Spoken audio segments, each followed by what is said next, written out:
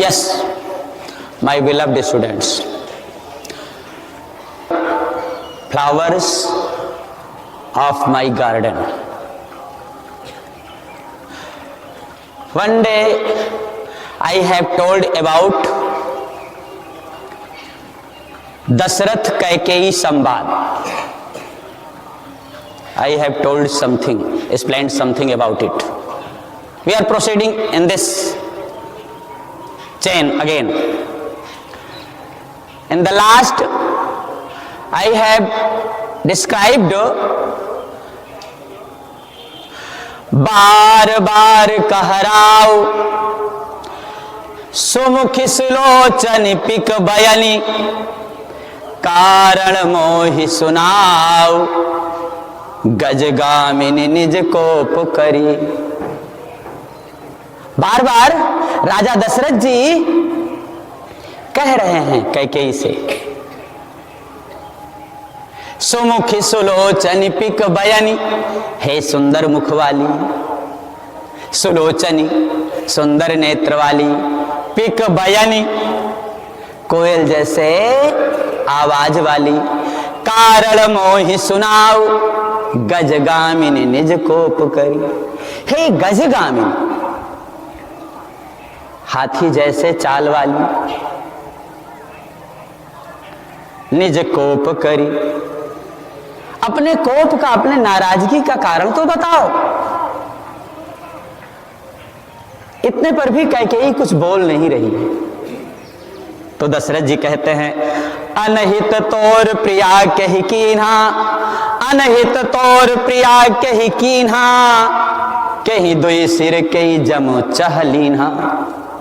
हे प्रिया, हे प्राणेश्वरी, तेरा अहित किसने किया है, तेरा अपकार किसने किया है?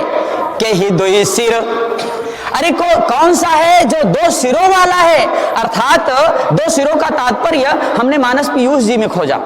दो सिरों का तात्पर्य क्या है कि एक सिर रहेगा और तुमसे तेरा अहित करेगा तो निश्चित जानता रहेगा कि राजा दशरथ जी उसको प्राण दंड दे देंगे, मृत्यु दंड दे देंगे और एक सिर से वो बचा रहेगा। इसका भाव ये है बच्चों। तो कहि दुई सिर, कौन दो सिर वाला है? अर्थात एक सिर से मृत्यु दंड प्राप्त होने के बाद भी एक सिर से वो जीवित रहेगा। ऐसा ही व्यक्ति वह दुस्साहसी हो सकता है, तेरा अपकार करने वाला। तो कहि दुई सिर कहि जमु चहलीना, और कौन यमपुरी का द्वार देखना चाहता है, यम के द्वार पर जाना चाहता है, अर्थात मृत्यु को गले लगाना चाहता है। कहीं दुई सिर कहीं जमु चहलीना, सकऊं तोर अरि अमरऊ मारी, काह कीट बपुरे नर नारी, सकऊं तोर अरि अमरऊ मारी। हे प्राणेश्वरी, अगर तेरा शत्रु वो अमरलोक में भी होगा, अमरलोक इसका मतलब है स्वर्गलोक, अमरलोक का तात्पर्य स्वर्गलोक से है। सकौ तोर अरि अमरऊ मारी, हम तेरे शत्रु को अमरलोक में भी मार सकते हैं। अगर वो स्वर्गलोक का भी कोई देवता आदि होगा उसे हम प्राण दंड दे देंगे। काह कीट बपुरे नर नारी, तो जो बपुरे नर नारी, बपुरे माने बेचारे, बेचारे जो नर नारी कीट पतंगों की तरह हैं, उनकी तो बात क्या कही जा सकती है। अर्थात उनका तो मरना सहज ही है, वो कैसे दुस्साहस कर सकते हैं। काह कीट बपुरे नर नारी, कहु कहि रंग कहि करऊं नरेशु, कहु कहि भूप निकासऊं देशु, कहु कहि रंग कहि करऊं नरेशु। अरे प्रिया, तू कह दे तो कहि रंग कहूं, किसी भिखारी को, रंक, रंक मीन्स भिखारी, किसी भिखारी को करऊं नरेशु, मैं राजा बना दूं। अगर तू कह दे तो किसी भिखारी को मैं क्या बना दूं? राजा बना दूं। और कहू कहीं भूप निकासऊं देशूं, और कहो तू कह दे तो कहीं नृपही निकासऊं देशूं, किसी राजा को उसका देश निकाला कर दूं। किसी भिखारी को राजा बना दूं और कोई राजा हो तो उसे उसका देश निकाला कर दूं। जानत मोर स्वभाव बरोरु, मन तव आनन चंद चकोरु। हे बरोरु, बरेरू का भाव तो कुछ अलग है, लेकिन सामान्य अर्थ में आप बस इतना ही जाने, जानत मोर स्वभाव बरोरू।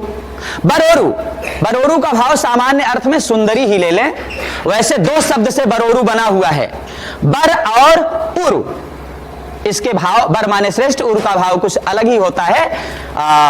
वो साहित्य के जो प्रेमी हैं, बड़े लेवल के लोग हैं, बड़े लेवल के छात्र हैं, उनको एक्सप्लेन करने का विषय है, आप सबके लेवल की चीज नहीं है। तो बरोरू, बरोरू का भाव सिर्फ आप इतना समझें, बरोरू माने सुंदरी। ए सुंदरी, ए कैकेयी, जानत मोर स्वभाव बरोरू, तुम मेरे स्वभाव को जानती हो। मन तव आनन चंद चकोरू, मेरा मन तेरे मुख का चकोर है। जैसे चंद्रमा को चकोर निहारता रहता है, उसी तरह से हे प्राणेश्वरी, तेरे मुख रूपी चंद्रमा का ये दशरथ रूपी चकोर है। ये दशरथ तेरे मुख की ओर निहारता रहता है। जानत मोर स्वभाव बरोरू, मन तव आनन चंद चकोरू। बिहसी मांग मन भावती बाता, मन भावती बाता।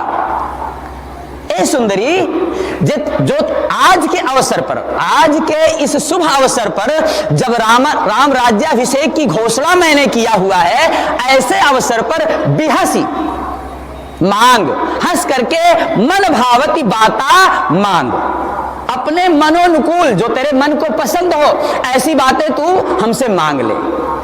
जो चाहे वो मांग ले, अपने इच्छानुकूल जो तुझे अभिमत है ऐसी चाही वस्तु को तू मांग ले। बिहसी मांग मन भावती बाता, भूषण सजहि मनोहर गाता। क्योंकि कैकेयी ने क्या किया हुआ है, सारे अपने गहनों को फेंक दिया है ना, सारे आभूषणों को उसने क्या किया है, फेंक दिया हुआ है। तो भूषण सजहि मनोहर गाता, तेरे जो सुंदर शरीर हैं ये आभूषणों से सज जाएं, अर्थात तुमने जो इन आभूषणों को जो बिखेर दिया हुआ है उससे तू सज जा। और भी कहते हैं, जो कछु कहूं कपट करि तो ही, भामिनी राम सपत सत मोही। भामिनी राम सपथ सत मोही, जो कछु कहूं कपट करि तो ही। हे भामिनी, हे महारानी, हे प्राणेश्वरी, अगर इन सब बातों में हमने जिन बातों को बतलाया, अगर मेरे इन बातों में कोई कपट हो, अगर तुझसे मैं कुछ कपट कर रहा हूं, कुछ गोपित कर रहा हूं, छिपा रहा हूं, तो भामिनी राम सपथ सत मोही। हे प्राणेश्वरी, हम राम की सैकड़ों सौगंध खा करके कहते हैं।